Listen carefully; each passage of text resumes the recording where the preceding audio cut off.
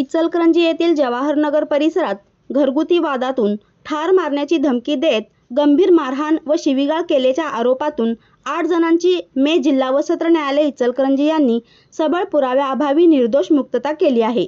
या प्रकरणात आरोपींच्या वतीने ॲडव्होकेट लाजिम दस्तगीर मुजावर यांनी प्रभावीपणे बाजू मांडली।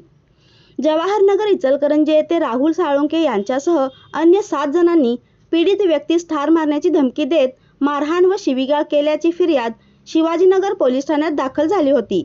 या फिर्यादीवरून पोलिसांनी 8 जणांविरुद्ध गुन्हा दाखल करून अटक केली होती। तपास पूर्ण झाल्यानंतर दोषारोपपत्र इचलकरंजी येथील मे जिल्हा व सत्र न्यायालयात दाखल करण्यात आले।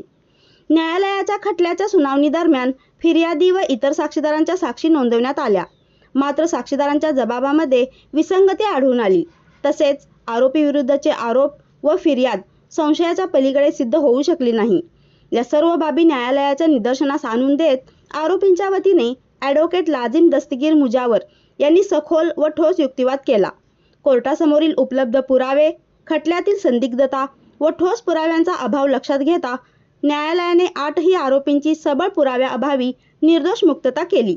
या खटल्यात ॲडव्होकेट लाजिम दस्तगीर मुजावर यांना ॲडव्होकेट उमा मंडल, ॲडव्होकेट नीता कांबळे, ॲडव्होकेट अजय मांढरे, जयवंत घोरपडे व काझिम जुमानी यांनी सहकार्य केले।